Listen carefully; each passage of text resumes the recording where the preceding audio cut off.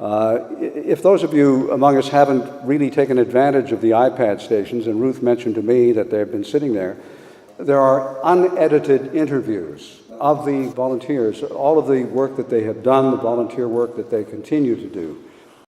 It's Belva Boroditsky Thomas. Boroditsky is my maiden name. I thought I would escape it when I got married to a Thomas, but instead the Quebec government insists I use it.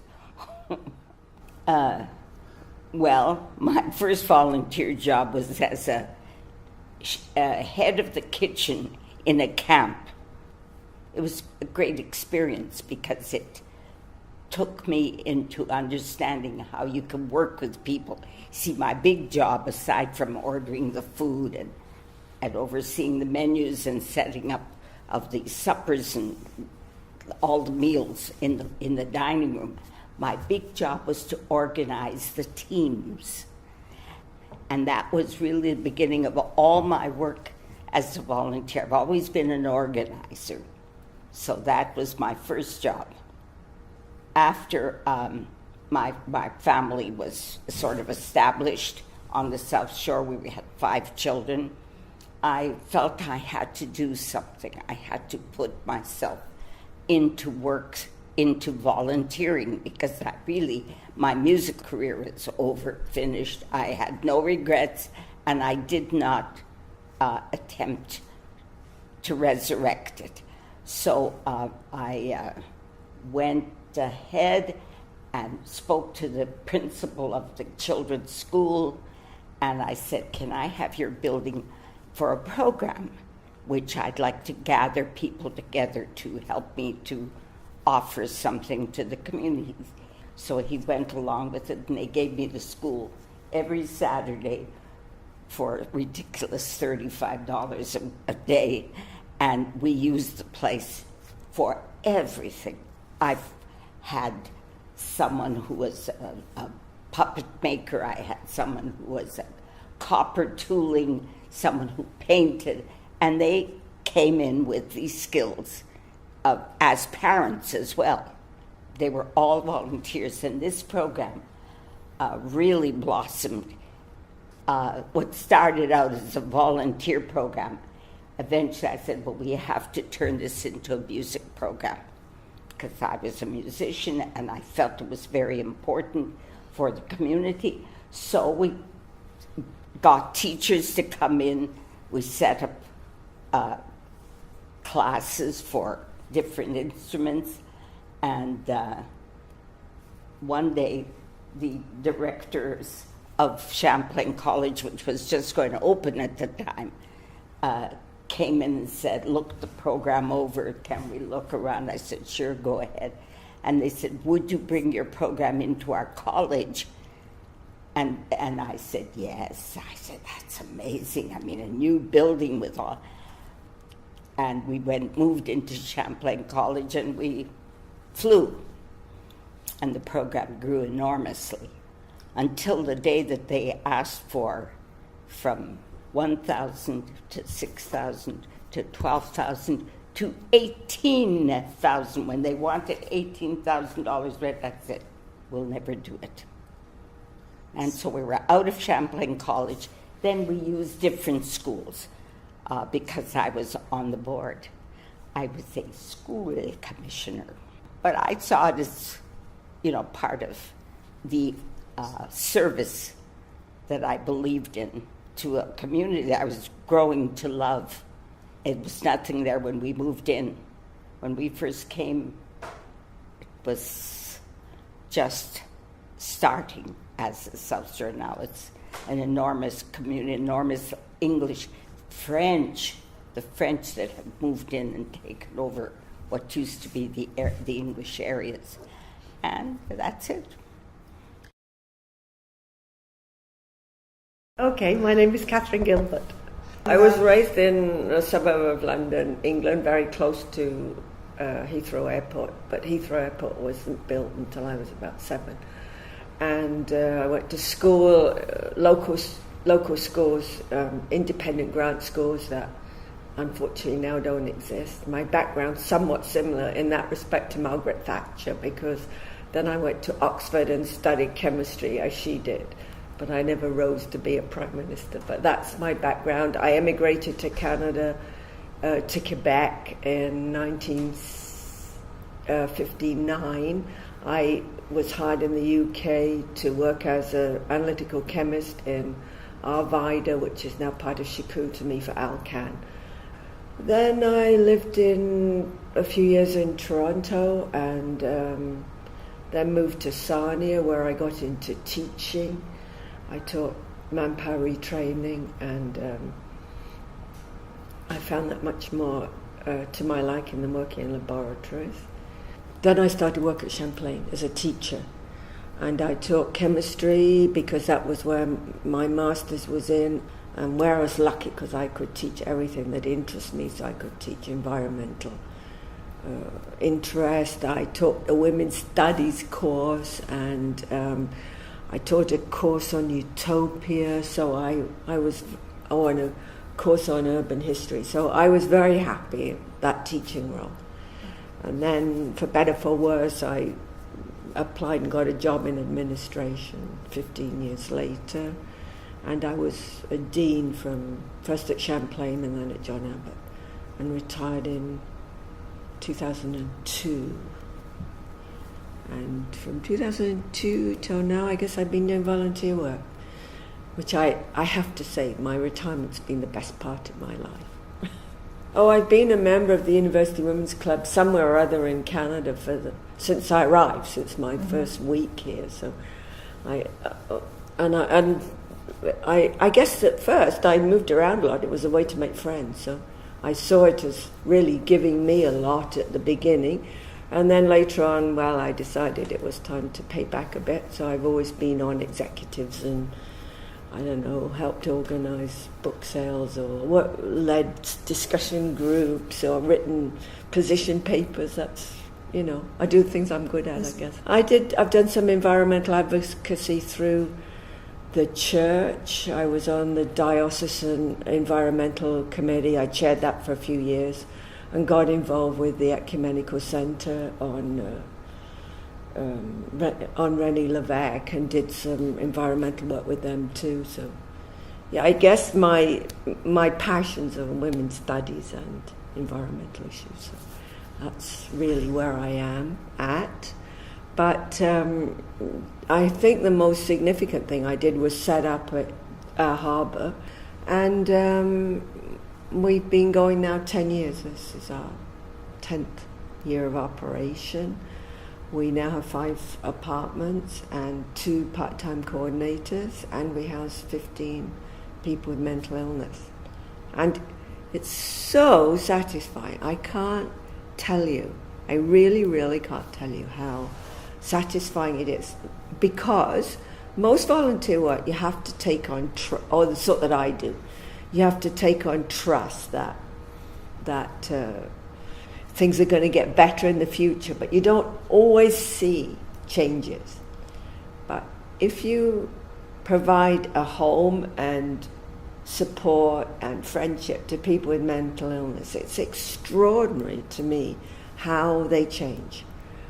And if they stay with us within 6 months, they're just like everybody else. If you go to our parties, I tell you, you cannot tell who the residents are and who the volunteers are and who the friends are.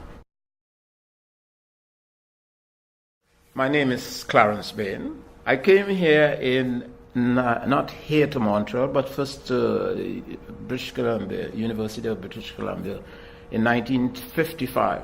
I think my particular interest also was there's a book hanging around the house that nobody could read. It was called Caesar Bellico, a Latin book.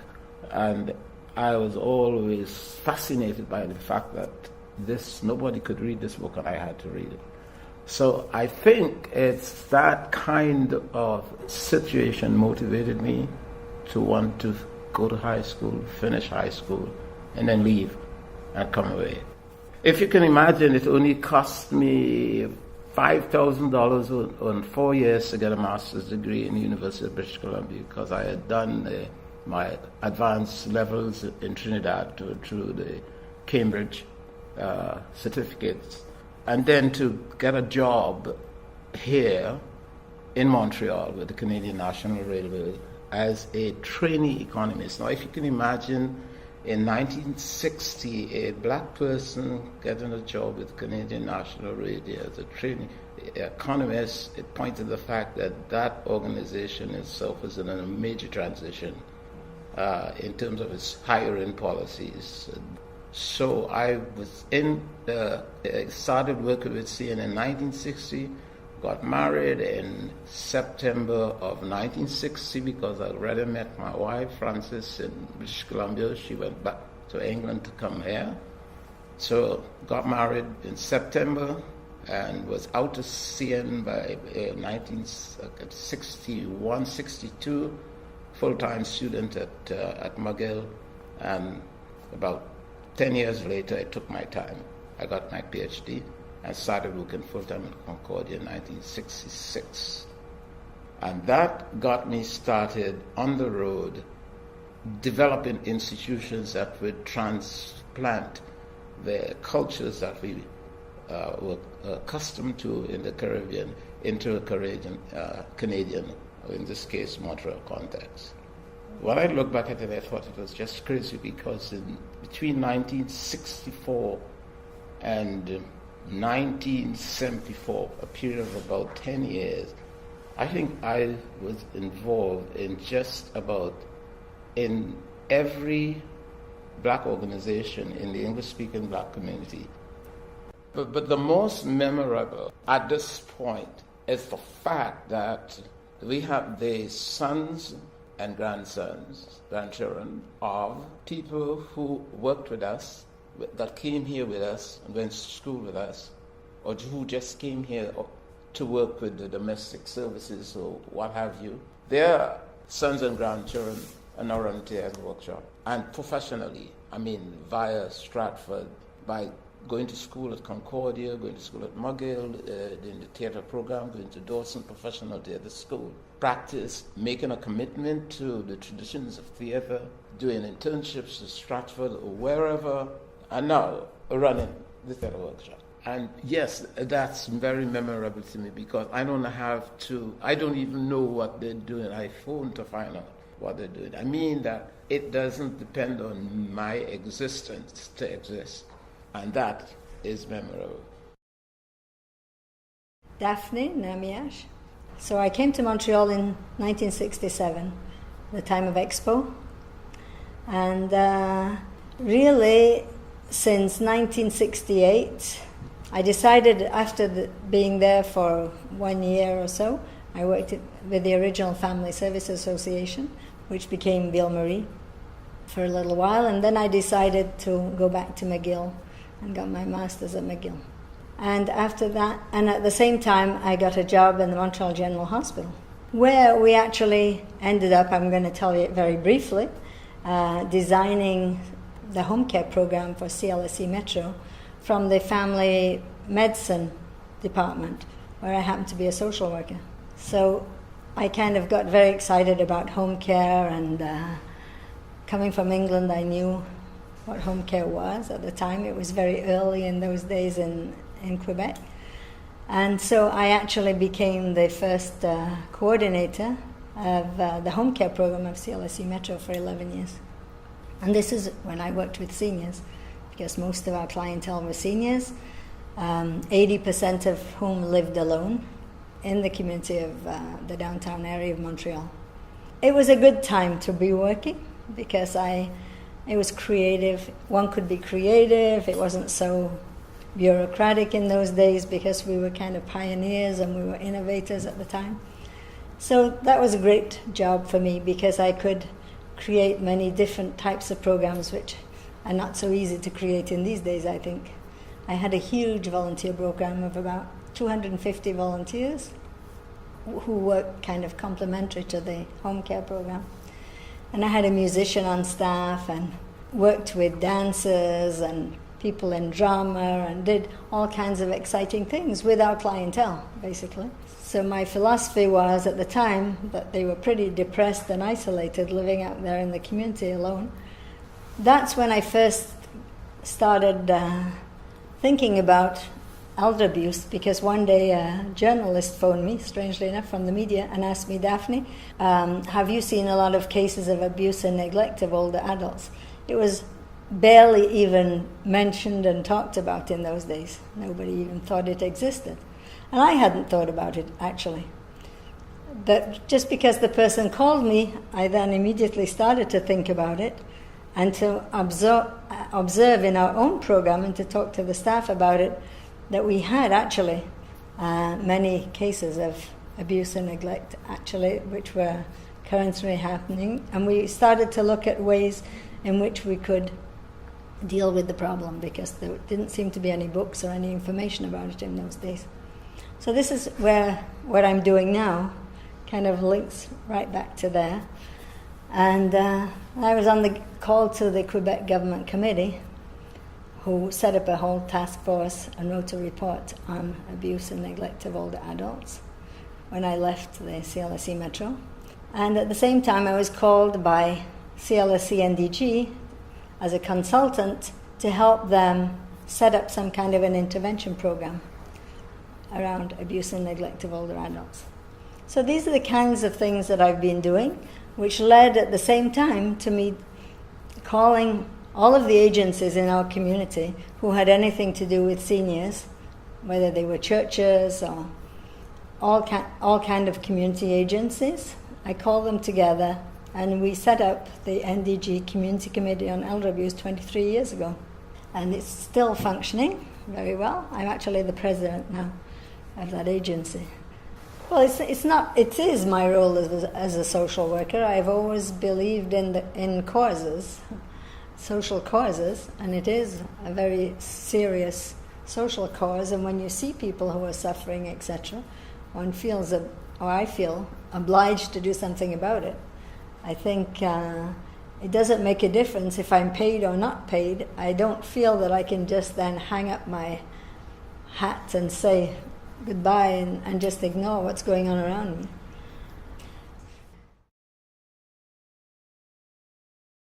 My name is Geraldine Anna Doucette. I was born in New York City in 1929. We lived in the same house for 35 years. The lessons I learned in my growing years: humility, kindness, shame, how to handle it, and just generally making other people feel as happy as you want to feel. That was so important, because if you're not happy and you're talking to people, like, they get just as unhappy as you. But I tried to be, I think I always thought I was a comedian anyway, but I tried to be jolly and nice, and it worked. And when I got into the office business, it worked. And I found that finding the way into my chosen way of work, which is charity work, was a little bit sideways into it, because when I met Roger and we came up to Montreal, every charity in the city had his name. And so I was right with him, and I go and we sing for the veterans, the Little Children's Hospital, the people like myself who have a little memory problem, and every place we went, we were well treated, and we sang and we sang, and we sang for the deaf, watching the children when Roger sang. Of course, Roger did sing and didn't know how to do any of the signing, anything, but those kids were singing with him. And when he finished, standing ovation. They were just, and I said to Micah, God, look what we're doing. This is some magical thing that you can give people, and they love it. And so then when I started to sing with him, same thing. We would go in and sing together, and people were so happy to see two people who loved each other doing something together. Veterans Hospital, every year, every New Year's Eve, we sang there. And it taught me the joy.